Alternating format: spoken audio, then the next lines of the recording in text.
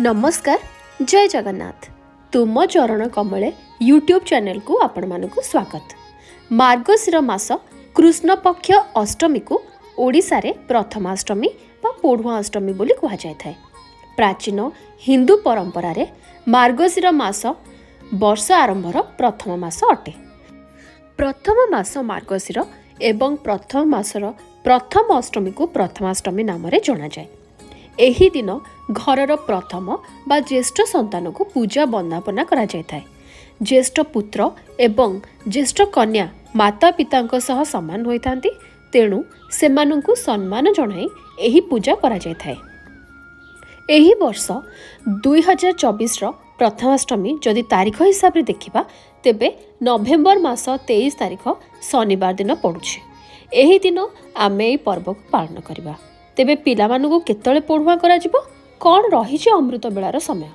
अमृत बेलार कथा जदि कहिबा तेबे सकाळ 6:53 ठारू 7:41 पर्यंत, तापरे 10:05 रु 12:29 पर्यंत एही दुईटी समय रे आपण माने जदि पिलानकु पढ़ुआ करांती, पूजा करांती एवं षष्ठी पूजा करंती तेबे आपण पई बहुत भलो। प्रथमाष्टमी दिन महाप्रभु श्री श्री लिंगराज देवंकर पढ़ुआ यात्रा अनुष्ठित होइथाय। एही दिन अर्थात मासर प्रथम अष्टमी रु महादेवंकर अष्टमी व्रत पालन करा जाय। एही व्रत एही मार्गशीर मासरे ही आरंभ होय। तेबे प्रथमाष्टमी रे पूजा करा जाउथबा ज्येष्ठ संतानक उपरे उभय पितृकुल एवं मातृकुल वंशरक्षा दायित्व सह अनेक कर्तव्य न्यस्त थाए। प्रथमाष्टमी उत्सव रे मातृकुलरू अर्थात मामू घरू नूतन वस्त्र पूजा उपकरण आसिबार विधि प्रचलित अछि। तेणु मामू मानकु अष्टमी बंधु बोली मध्य कहा जाय थाए। प्रथमाष्टमी दिन माँ माने एंडुरी पिठा हलदी पत्र रे तैयारी करथांती, खीरी मध्य तैयारी करा जाय थाए। एही दिन नड़िया एवं लाउ खाइबा निषेध रहिछि।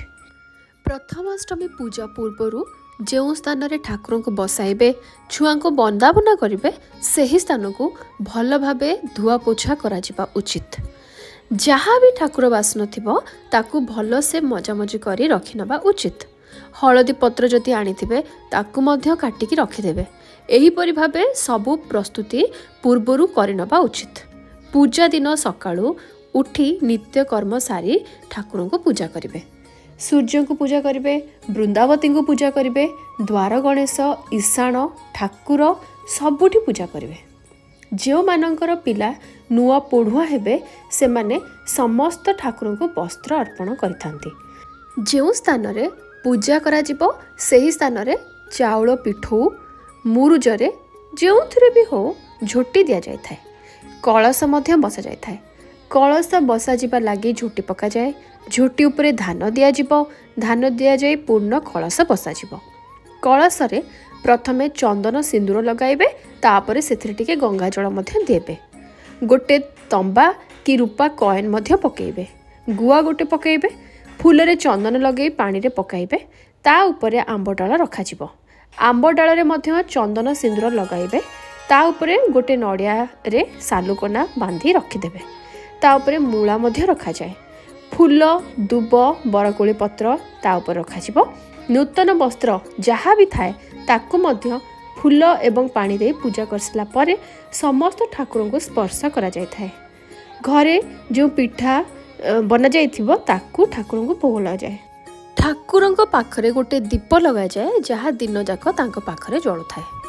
संध्या पर्यंत एहाकू उठा जाय न थाए। संध्या समय रे एही जगारे पुणी थे संध्या दि जाए थाए। ता पर दिन ही ठाकुर को उठा जाए थाए।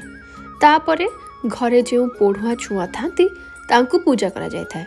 गोटे पीढ़ा पकई तांको बसा जाए। तांको मुंडरे अरुआ चाउल दुब बरकोली पत्र फूल तांको छिंची दिया जाए थाए।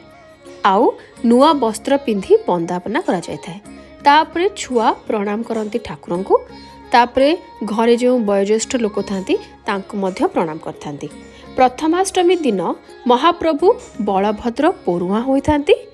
सेथिपाई श्री जगन्नाथ मंदिर रे मामू घर भावे परिचित नियाली स्थित माधवानंद मंदिर रु श्री मंदिर को आसी थाए पढ़ुआ भार। प्रथमाष्टमी दिन माँ महालक्ष्मी को मध्य पोढ़ुआ करा जाय थाए। तापरे मार्गशीर गुरुवार आरंभ होता है। एहीपरि भावे प्रथमाष्टमी पर्व पालन करा जाय थाए। आपण को जदि मोर आज भिडियोटी भल लगी थाए ताहले निश्चय लाइक करिवे, अन्य मानक सहित शेयर करिवे, आउ सब्सक्राइब करिवे, बेल आइकन को दबाई मध्य देबे। पुणी थरे आउ एक वीडियो रे देखा हेबो। रहिली, जय जगन्नाथ।